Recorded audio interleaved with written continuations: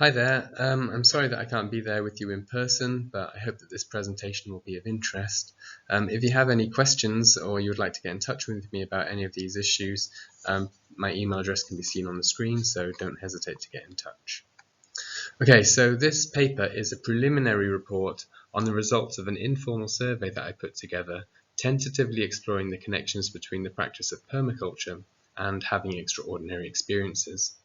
I'm going to introduce permaculture, I'm going to give an overview of the questions that I posed in the survey, and I'll have a look at some of the responses received, while also speculating on possible frameworks for understanding the connection between permaculture and extraordinary experience. This is intended to be an exploratory study and to encourage further research, so it's by no means a comprehensive survey. Or a comprehensive study, but I hope that it might inspire others to pursue these areas of investigation. So first of all, what is permaculture? In essence, permaculture is a design process for the regeneration of natural systems based on the observed principles of ecology. It was developed in Australia in the 1970s by ecologist Bill Mollison and his student David Holmgren, and has been steadily growing as a loosely organized global movement ever since. The term itself derives from the conjunction of the words permanent and culture, or agriculture, so permaculture could be understood as a design system for creating ecologically rooted permanent cultures that are regenerative rather than just sustainable. One of the most popular formulations of permaculture makes use of 12 key design principles, drawing from the work of David Holmgren, and in particular from his book, Permaculture, Principles and Pathways Beyond Sustainability. So these 12 principles include observe and interact, catch and store energy, obtain a yield, apply self-regulation and accept feedback, use and value renewable resources and services, produce no waste, design from patterns to details, integrate rather than segregate, use small and slow solutions, use and value diversity, use edges and value the marginal, and creatively use and respond to change. So these 12 principles are used to inform the design process in permaculture, whether we're talking about designing a garden or a community or whatever. These 12 principles are themselves couched within a wider tripartite permaculture ethic of earth care, people care, and fair share. And essentially this means that permaculture design is structured around the idea that we need to look after the planet, we need to regenerate our biodiversity, we need to look after our fellow people, whether we're talking about human persons or other than human persons. And we also need to reinvest surplus back into the system. This is what we mean by fair share.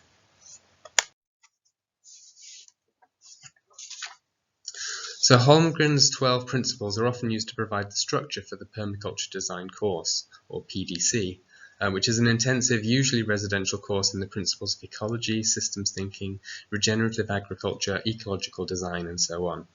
The content of the PDC was formally codified in 1984, and for many people, it's understood as a kind of a transformative experience. And they often represent a pivotal moment in people's lives where they realize that the track that they were on previously needs to change and they start to embrace a new way of life. Participants in PDCs are rewarded with a certificate in permaculture design on completion of the course, and I completed my own course at Chester Cathedral in 2017.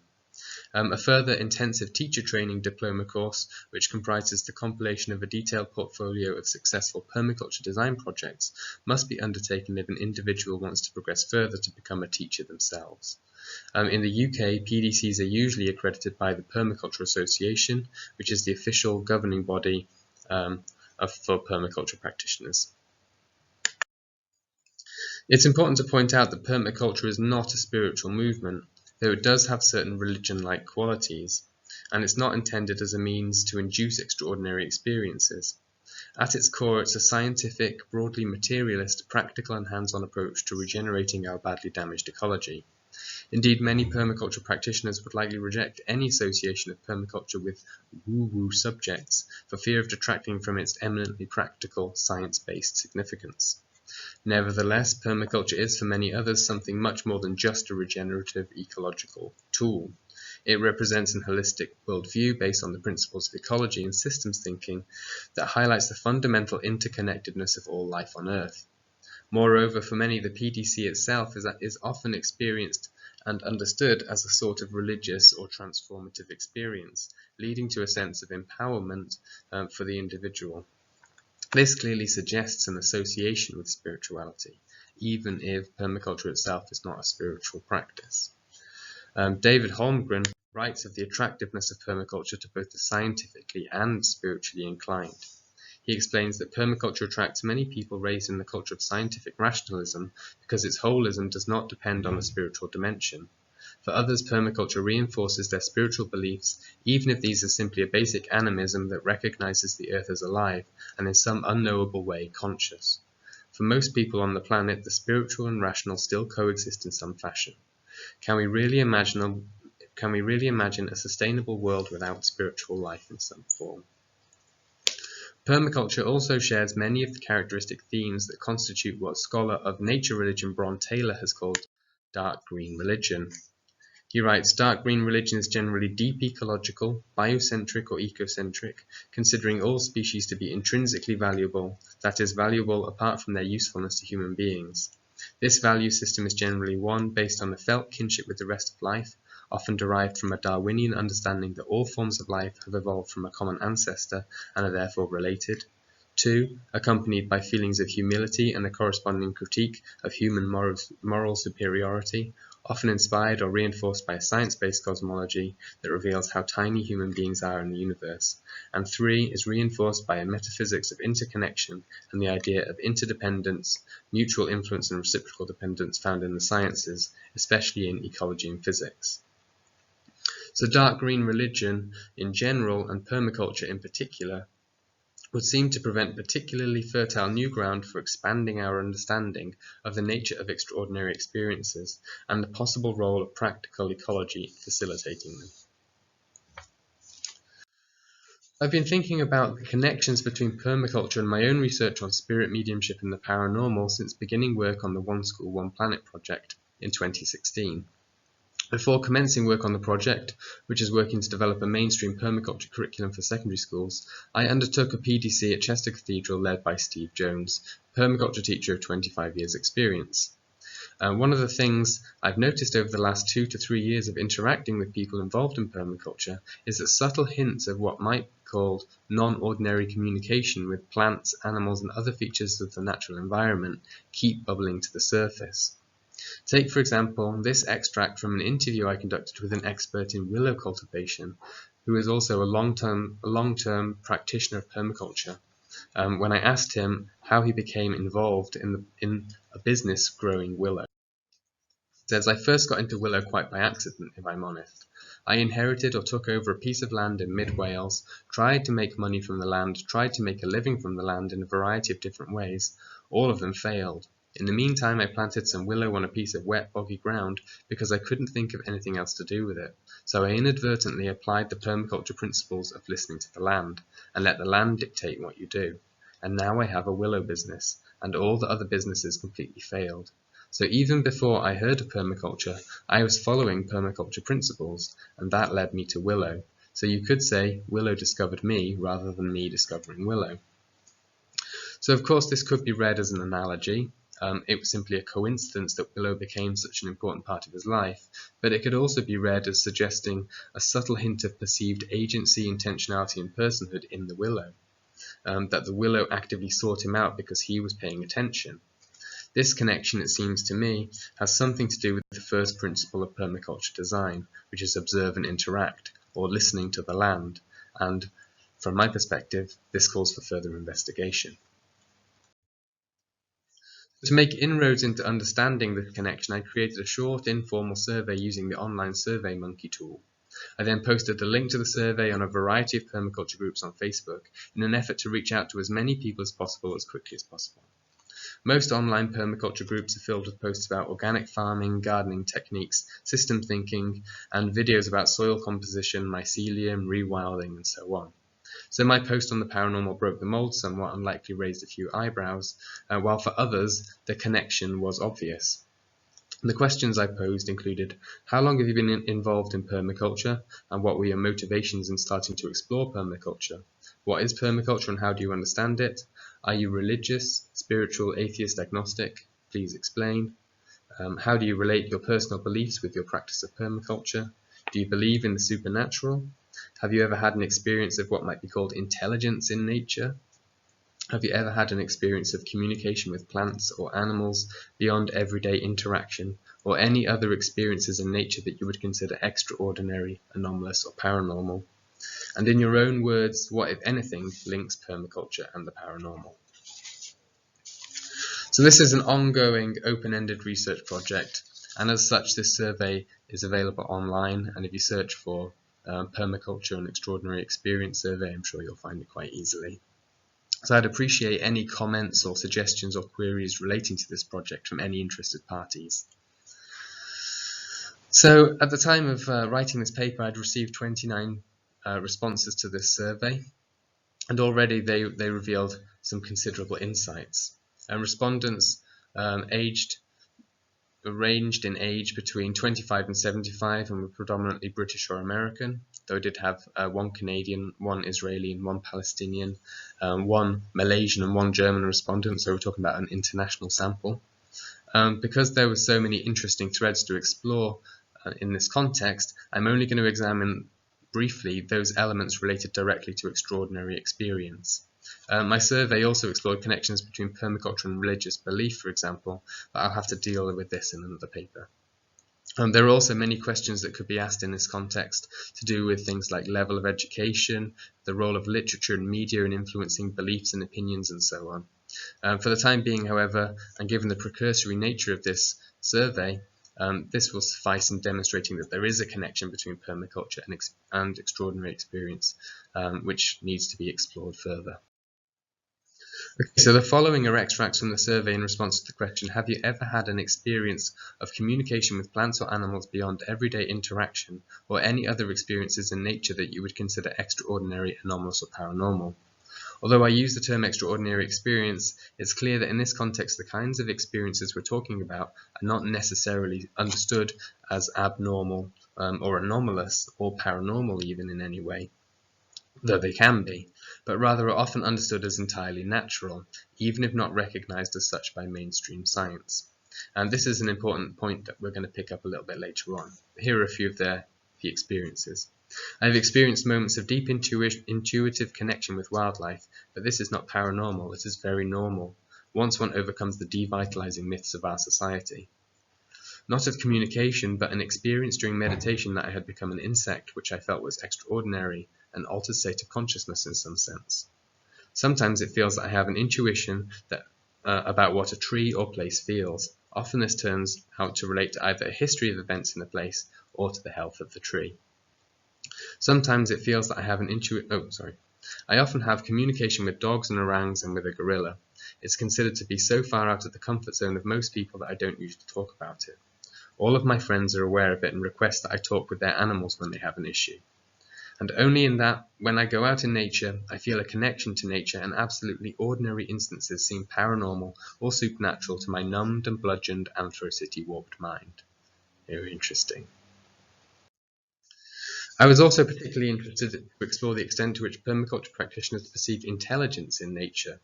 Permaculture's systems thinking approach frequently emphasizes the complexity of natural systems and highlights patterns in nature. It's interesting to explore the extent to which practitioners understand the complex systems of ecology as actively intelligent, i.e. as teleological, and whether their experiences lend support to this idea. So here we go. The intelligence of nature surrounds us always. We are too wrapped up in our striving to notice. If you look, you will see. I've had too many to name with wild animals: bears, cougar, dolphin, orcas, and whales. I can certainly admire the intelligence in her design. Absolutely. Every time I look outside, every time a plant reaches for more sunlight or produces chemicals to ensure that it won't be crowded out by other vegetation. Every time wildlife foils our plans to protect our livestock or gardens. Every time you see nature retaking previously tamed spaces. Well, of course, this is a fact of science, and I have observed it all the time. I communicate with intelligent animals frequently and can observe the intelligent responses of plants, plant communities and ecosystems to various stimuli. This is a silly question. Nature obviously embodies intelligence of different forms and degrees. The only way not to constantly experience intelligence in nature is to be totally oblivious, i.e. dead to the world. My plants seem to make me aware of needs, but I may be imagining this. Many of the experiences and beliefs collected above appear to collapse the classic Western distinction between natural and supernatural orders of reality. I've discussed this binary at length elsewhere, but suffice to say that the distinction between natural and supernatural is a decisively recent one in the history of Western thought that's not found in all cultures. Indeed, in many non-Western societies, the miraculous and the natural, for want of better terms, are often inseparable components of a single cosmological scheme. It's interesting to note, therefore, that permaculture seems to provide a framework for understanding interspecies communication and non-human consciousness in a manner that collapses this distinction. The following extracts were in response to the question, do you believe in the supernatural? So here we go. Yes, the supernatural is part of my spiritual practice: God, deity, spirit worshipping, divination, working with plant spirits. I do not believe in what this culture seems to call natural. There is much more to what is happening than cause and effect and linear reality. I believe that much happens outside our range of perception. How we perceive that is often classified as supernatural, but it is still entirely natural. It's easier to say I don't not believe in supernatural forces, as I've experienced far too many strange things that my logical mind and scientific background can't easily explain.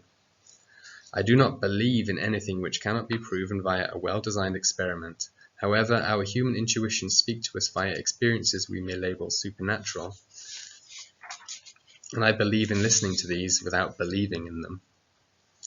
No, because I see no reason to believe that any of the evidence for the supernatural is conclusive, and go along with Hume's ideas about miracles, that if it seems more probable that those reporting them are mistaken or lying than that they actually happened, it makes sense to assume they didn't happen. And because my own experiences, and probably those of others of the supernatural, can be explained in ways that make no appeal to the supernatural. And finally, only the natural exists. What we call supernatural is more a confession of our ignorance. In his book Dark Green Religion, Bron Taylor distinguishes between four dominant frameworks through which members of what he calls the environmentalist milieu conceive of the relationship between their understanding of ecological complexity and notions of the natural and supernatural. So he gives us these four categories of spiritual animism, Gaian spirituality, naturalistic animism, and Gaian naturalism. In this context, animism refers to a shared perception that beings or entities in nature have their own integrity, ways of being, personhood, and even intelligence, which may be interpreted supernaturally or naturalistically. The reference to Gaia indicates an understanding of the biosphere, universal cosmos, as alive or conscious, or at least by metaphor and analogy to resemble organisms with their many interdependent parts. And this is informed by James Lovelock's popular Gaia hypothesis. Again, the complexity of the Earth system can be understood supernaturally or naturalistically. Supernaturalist interpretations tend to imply the existence of immateriality, spiritual beings and intelligences, while naturalistic interpretations emphasize a broadly materialist perspective understood through the lenses of biology and the hard sciences. These categories are not always distinct and frequently merge and overlap with one another. Taylor argues that these types represent tendencies rather than uncomplicated, static and rigid clusters of individuals and movements.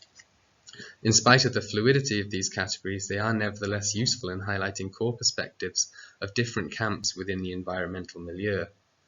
The experiences described above, as well as the interpretations that go along with them, would appear to support Taylor's classificatory scheme, as well as his observation that these are permeable categories.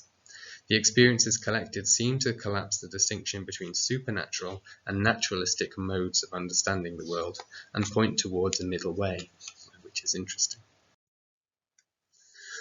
If there is a connection between extraordinary experience, encountering intelligence in nature and permaculture, it would seem to make sense to take into account practitioners' own understanding of the relationship. So some of these comments are particularly revealing and further demonstrate the fluidity of interpretations within the permaculture movement. So here we go.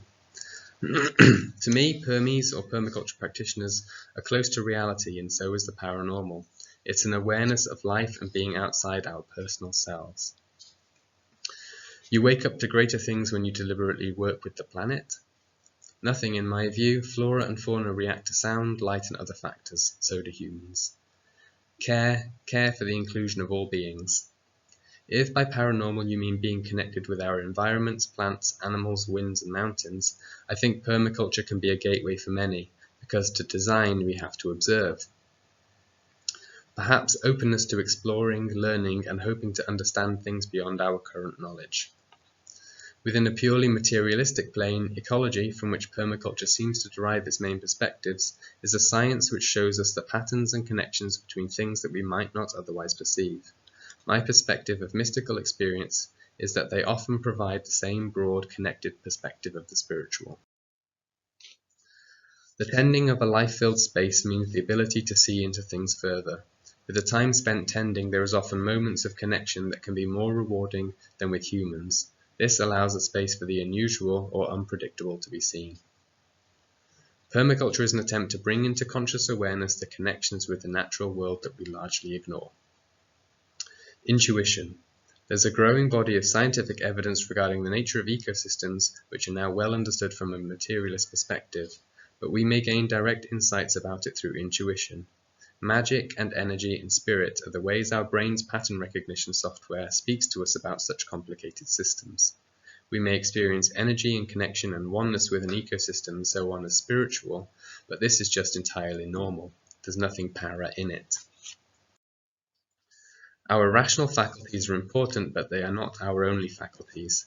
To deny experiences coming through other faculties because they are not rational seems irrational to me. It further seems clear to me that a culture that denies a significant part of human experience cannot be a permanent culture. No, that is the thought process of superstition, and it impedes scientific progress, giving tangible new evidence space for distrust and doubt. I don't like the word paranormal. Nature is. When you say it this way, I guess I am practicing the type of permaculture that Toby Hemingway called a horticulture paradigm, that I would be connecting with all of the beings in nature. And finally, listening. In permaculture, you listen to the environment around you, where you can fit into it so that we can feed and heal ourselves. The paranormal world is quite similar in that sometimes all we need to do is quiet ourselves to see that it's all around us.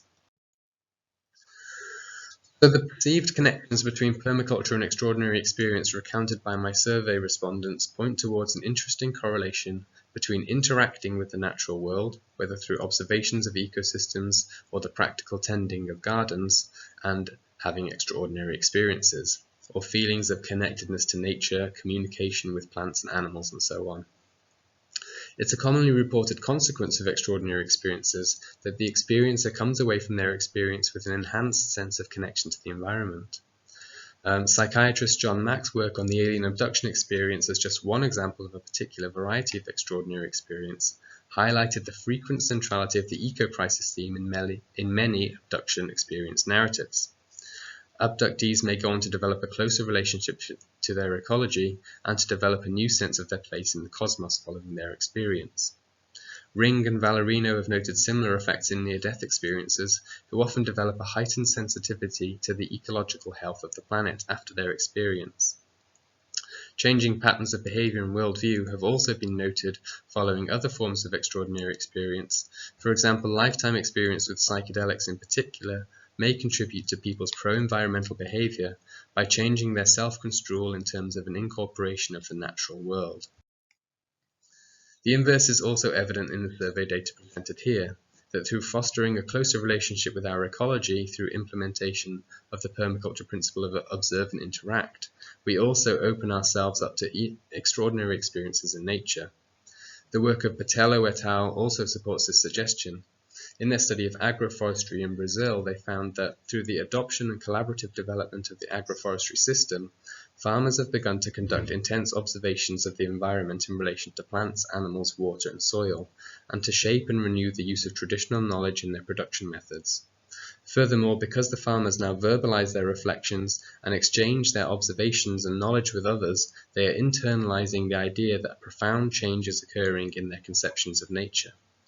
The process is similar to the process that deep ecologists describe as a metaphysical reconfiguration of the self and the ecosystem. We can also look to work on mystical, peak and ecstatic experiences in wilderness, which further support the idea that opening ourselves up to and interacting with the ecological conditions in which we find ourselves can lead to extraordinary experiences of connection with the natural world. It's also important to point out at this juncture that the ethnographic and theoretical literature on animism also emphasizes the significance of participation and interaction with local ecosystems and the formation of reciprocal relationships between humans and other than human persons in animistic societies. Eco-psychologist Theodore Rorschach has gone so far as to suggest that animism has a proven ecological utility in that it disciplines the relationship of humans to their environment, imposing an ethical restraint upon exploitation and abuse. So given that we're facing unprecedented ecological collapse on a global scale, this would seem to be a particularly pertinent area for future research. One of the most exciting aspects of this line of research is the potential for practical application to real-world problems. Climate change, ecological collapse, species loss, pollution and so on are amongst the biggest problems facing contemporary societies. If we can learn more about the role of interaction with the natural world in the modulation of extraordinary experiences, which themselves also lead to a desire to re-engage with the natural world, then perhaps we can develop new approaches to rebuilding a relationship with our natural environment and begin to reverse some of the damage that we've done. In this way, we might be able to develop what Mark A. Schroll has called transpersonal ecosophical consciousness, or an ecstatic visionary philosophy of ecological harmony. If we look to this famous quote from the environmental lawyer Gus Speth, we can see how this research can fit into this agenda. I used to think that top environmental problems were biodiversity loss, ecosystem collapse, and climate change. I thought that 30 years of good science could address these problems. I was wrong. The top environmental problems are selfishness, greed, and apathy, and to deal with these we need a cultural and spiritual transformation, and we scientists don't know how to do that. So perhaps this is an area where the humanities, religious studies, the study of extraordinary experience and all those kinds of things might be able to make some kind of a contribution. And just to kind of wrap up, what I'm proposing ultimately is that we need to research these connections in more detail, and perhaps one way of doing this would be to conduct some kind of ethnographic research. A project in particular that I have in mind is to do some research at the Cae Bodfach Community Garden in mid-Wales, where I would interview participants, interview volunteers and the people who are behind the project on themes of spirituality and extraordinary experience. And in this way, perhaps I might be able to offer a route for research in religious studies, the anthropology of religion, and the humanities in general to engage with the issue of climate change and to offer practical applications of research on spirituality to major issues that face our society. Thanks. If you've got any questions, please send me an email.